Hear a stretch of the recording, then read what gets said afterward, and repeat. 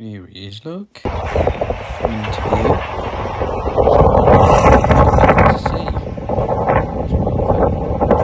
Just watched Tommy Fleetwood shit the golf bed at the Travellers, which is disappointing, but we'll stick with the business at hand. Love seeing the high, the thumbs down, to wrists into sort of downwards, forwards flexion.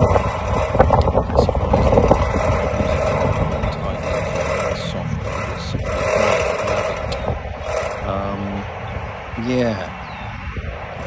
Just like to see you rotate a little bit more on these. Is probably my only criticism. If we just spool that one back a little bit, I think these first few there's some big old thumbs ups, which is good to see. Spool this back a little bit, and I've not put this in any software. Loving, the club face being on the same angle as your spine there. It's really just a simple cue.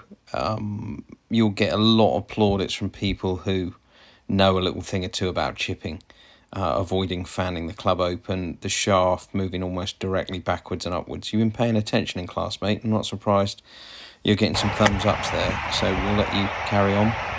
You cleared the body nicely enough there. I think on this one, it's this one, it's either this one or the next one, we sort of see you not clear the body out of the way in the forward swing. It's very normal not to do a lot of turning in the backswing on a chip.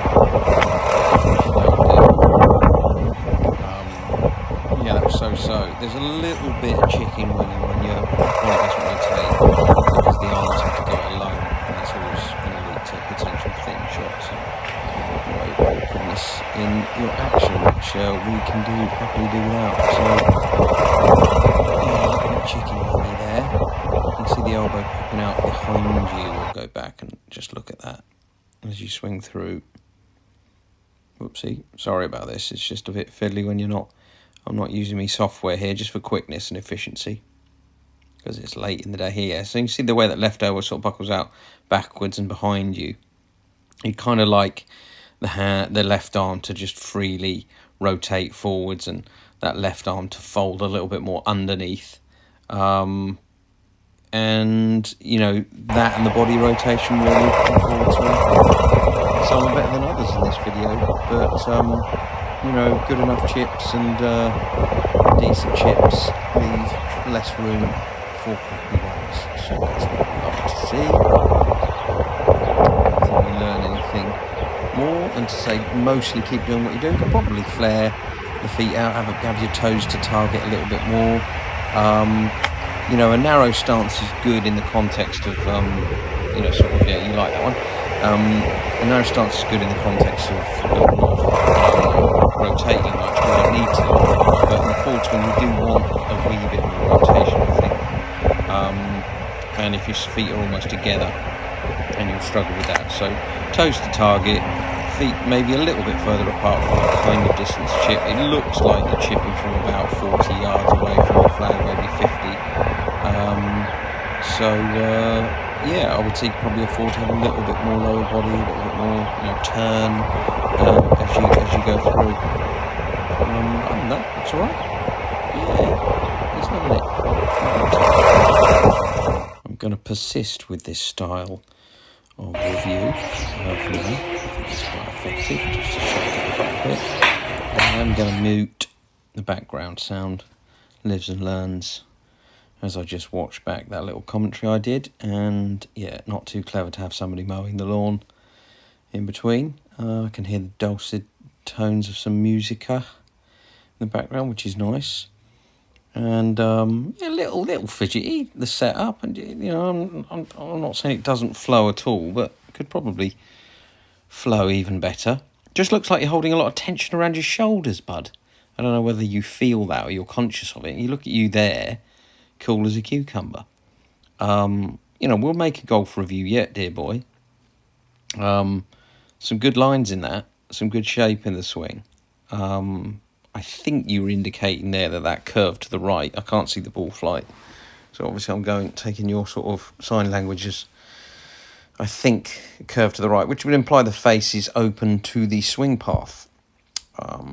Good to see you adjusting upper body alignment to get it to sort of set up in keeping with lower body alignment, so that's not too shabby. He liked that one as well, which is good. Stance width looks decent. Obviously, this is not the best angle to look at things of that nature, but down the line, at time of reviewing, I'm not sure whether I've got any front on, but if I have, I will certainly run the rule over it. Still liking to hold fairly well down the shaft. I think that's something that we've gotten used to you being in favour of. Yeah, a little bit of a... yeah, he likes it, a little fade, I think that was an indication of. As long as it's not destructive, it's finishing on target. It's all good. I wonder if even that mat... And I like that you've got the alignment pole out there in front. That's really good. I'm not sure it's necessary to have another one on the mat. Overkill, maybe, you could argue, but that looks like a little contraption there you've got to work on your swing path, and I doubt it does any harm. Little bit on your Gulliver's Travels there, mate. You can see your footwork's a little Scheffler-esque, or shuffler, and you can see your centre of gravity sort of leaning, moving sort of towards the ball, which is probably a sign that it maybe started a little bit too much in your heels and, maybe a bit too upright. Like to see a bit more forward bend would be good. Ball set up opposite the toe. I really don't read too much into stuff like that, to be honest, mate. Not having grown up with Luke Donald, who set it up out the neck his whole life and still does, so it's all about sensing where the middle of the club is. You see at the end of your backswing here, the angle of the club face is very much married to the angle of your left arm, which is decent. I think your body here, if you look at your spine angle to start with, there's chest is almost pointing down towards the ball. You can see gaining height there. So you're a bit taller by the time you finish your backswing. You're a bit taller, and then you got to go and find that space again and move back towards the ball, which is where the momentum sort of overtakes things. So it's like stands up in the backswing, has to recoup that little bit of extra distance you put between your centre of mass, your centre of gravity, and the ball, and then you can see momentum moving towards the ball, which in this situation it kind of saves you. So I don't think it's a mega negative thing, but you just want to make sure you've got the right amount of forward bend and feel like your centre of gravity is in the middle of your feet from the get-go, and you should be fine. So it's not panic stations, but looks again though, look around your shoulders, like there's a bit of stiffness in there, almost like you're trying to overtly keep your left arm straight, perhaps, which is a glamour look, but it's almost like if you come back, and we'll just take that back to the start, you can come back and look at the way almost your right arm has to separate from your left arm, and there's a big gap between your arms at the end of the backswing. That's just where you've had to almost drag your left arm unwillingly. Hang on. There's about 3 or 4 frames. My fat finger trying to make sure I give you some continuity when I'm talking about this. So, as I was saying, when you make your backswing, your left arm is overtly straight. We sometimes get a bit of a separation. The gap between your forearms has grown quite considerably there. Kept the flexion in your right leg, though, which is decent, and your impact conditions, which I was just noticing there we go. Loads of flexion remaining in your right arm. At some point, I will be able to stop this footage. There we go. Sorry, it's been a bit fiddly, mate. I regret not using any software to do this, because my fat fingers with Apple software, just moving this, spooling this back and forwards manually is a pain in the arse. And see elbow jutting out there a little bit.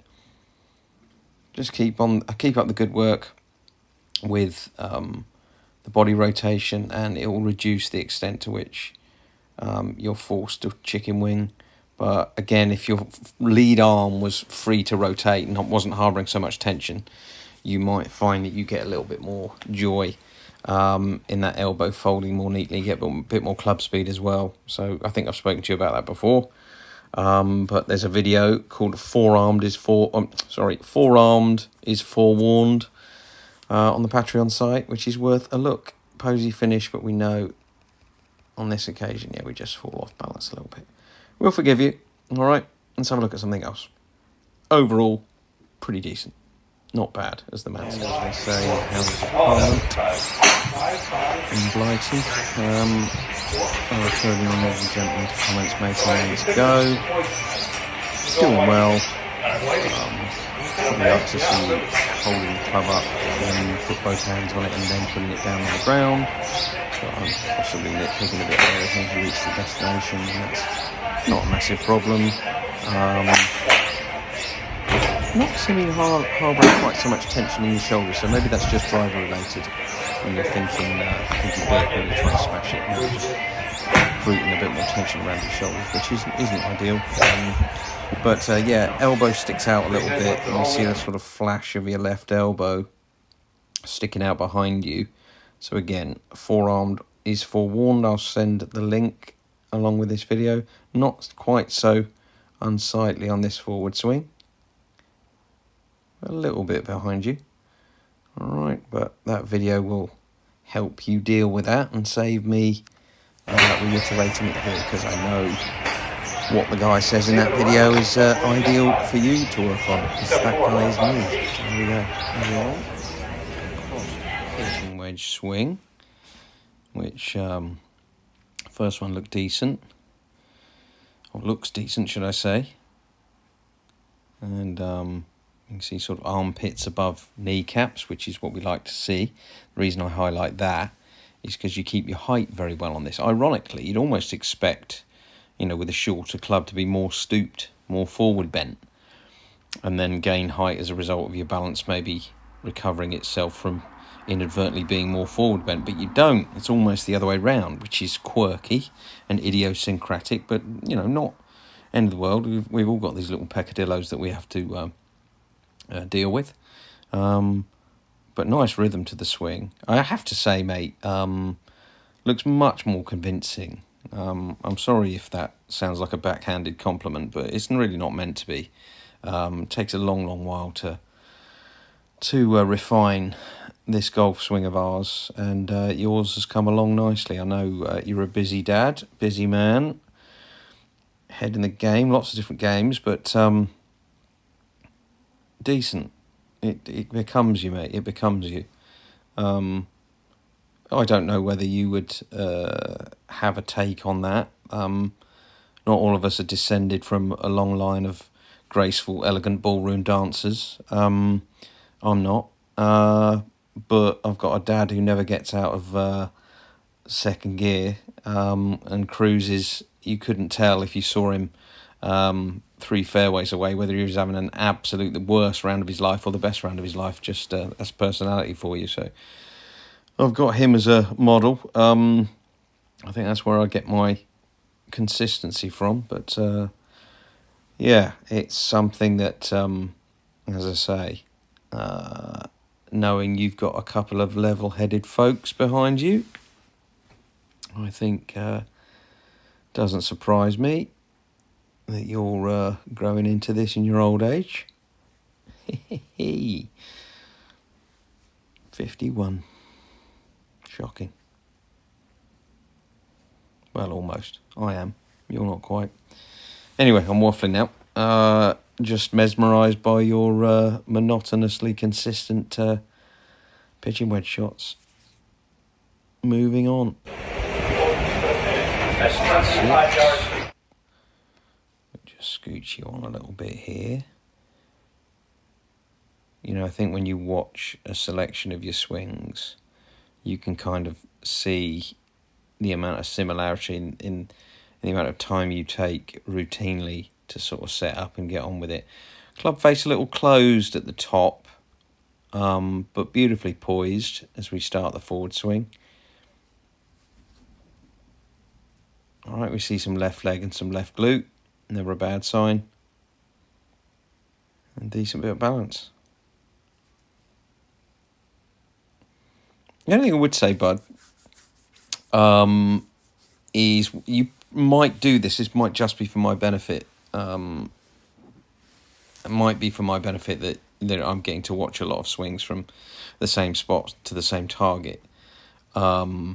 Just for improvement in the context of making your practice sessions more worthwhile, or should I say more like the actual style of play that you're subjected to by golf. Golf makes you change club a lot, changes the target a lot, obviously the lie changes a lot. So I would like to see you, or like to know that in your practice sessions you are doing those things. You are changing target a lot. You're not just going where the map points you, or just following those sticks the whole time. You're moving those sticks to fresh targets, targeting in a similar way, but not just hitting the same club to the same target all of the time. Other than that, keep up the good work. This logically then must be the 3 hard. Well, then yellow's pretty obvious. I'll mute that. Again, pedantically checking his ball position like a proper player. Fidgeting his weight from heels to toes until he's satisfied he's in the middle. Anything I would say, just contemplating that, you don't actually move your location. Your feet don't move from the spot that they're on. I can see you rocking your weight backwards and forwards, and I think to a degree, obviously, that's getting you feeling like you're ready in your balance. But what if your balance is an inch further away from the ball? We don't actually move anywhere. So I think, finding balance through your feet, as I call it, and then taking that to the ball might be something that we have to discuss. If you understand that terminology, then I know we already have talked about that. And it might be one small way that we could modify your routine just to make sure that you take maximum possible balance to the proceedings. But it's, I'm not surprised you're thumbs up in that one, because there's a lot more control over you. I've said this already, so I won't keep making the same point, but there's a lot more control over yourself, and that gives you more control over the club and control over your ball flight. So good. Keep doing what you're doing. Need some front on though, bud. Need some front on footage on these occasions.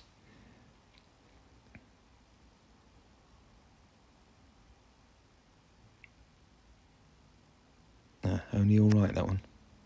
Never mind. Can't win them all.